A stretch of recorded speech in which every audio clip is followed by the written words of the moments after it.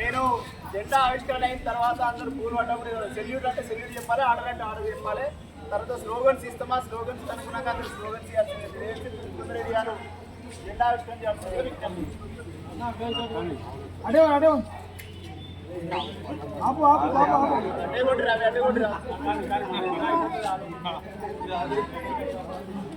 Reverse కొట్టు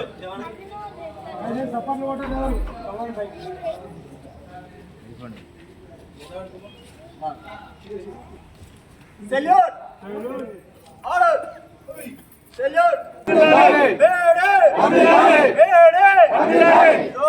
Chicago అమర వీరులకు కాపాడుకుందాం 8 గంటల అమర పైన నినాదాన్ని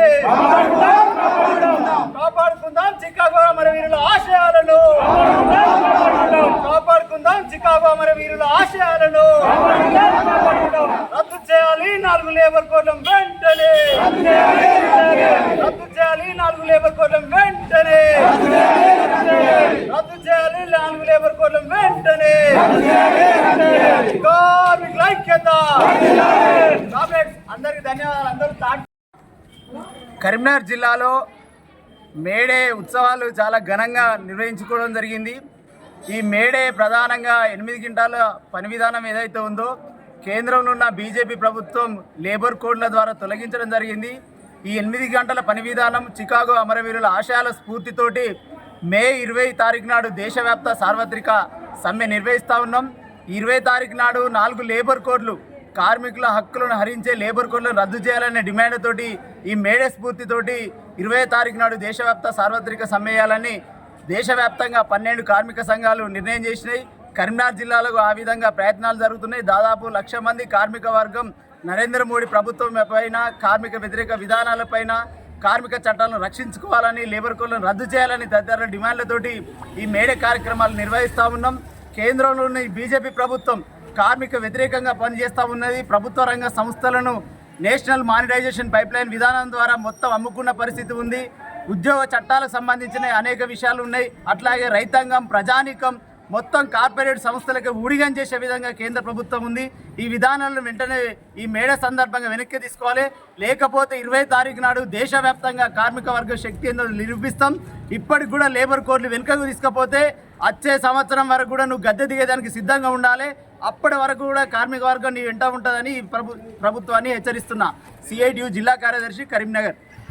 హక్కుల దినోత్సవమైన మేడేను ఘనంగా నిర్వహించుకోవడం జరుగుతుంది. అదేవిధంగా కరీంనగర్ జిల్లాలో కూడా వాడన అట్లాగే అన్ని పారిశ్రామిక కేంద్రాలలో, పరిశ్రమల స్థాయిలో కూడా ఈ మేడే కార్యక్రమం ఈరోజు విజయవంతంగా ముగించుకోవడం అనేది జరిగింది. ఈ సందర్భంగా కేంద్ర ప్రభుత్వం అనుసరిస్తున్న కార్మిక వ్యతిరేక, ప్రజా వ్యతిరేక విధానాలపై నిరసిస్తూ పెద్ద ఎత్తున దేశంలోని కార్మిక వర్గము, అన్ని ట్రేడ్ యూనియన్లు, ఫెడరేషన్ల ఆధ్వర్యంలో మే 20 తారీఖు రోజు దేశవ్యాప్త సార్వత్రిక సమ్మె, ఇది 23వ సార్వత్రిక సమ్మెను చేపట్టబోతున్నాం.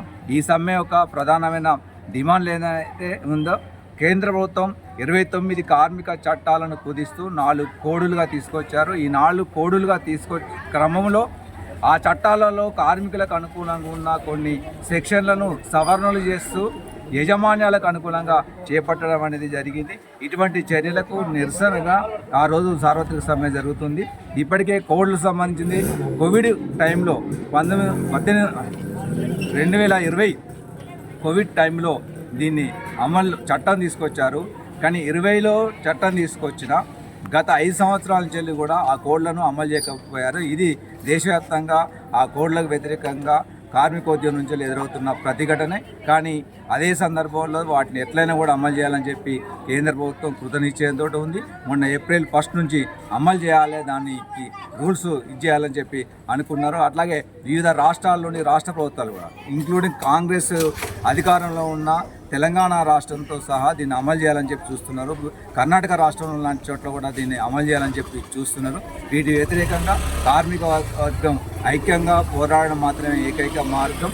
గతంలో మనం చూసాం, రైతాంగం వ్యతిరేకంగా తీసుకొచ్చిన 3 నల్ల చట్టాలను ఏ భారత పార్లమెంట్ అయితే తీసుకొచ్చారో అదే పార్లమెంట్లో దాన్ని రద్దు చేసేంతవరకు కూడా దాదాపు 13 నెలల పాటు సుదీర్ఘ పోరాటం చేశారు.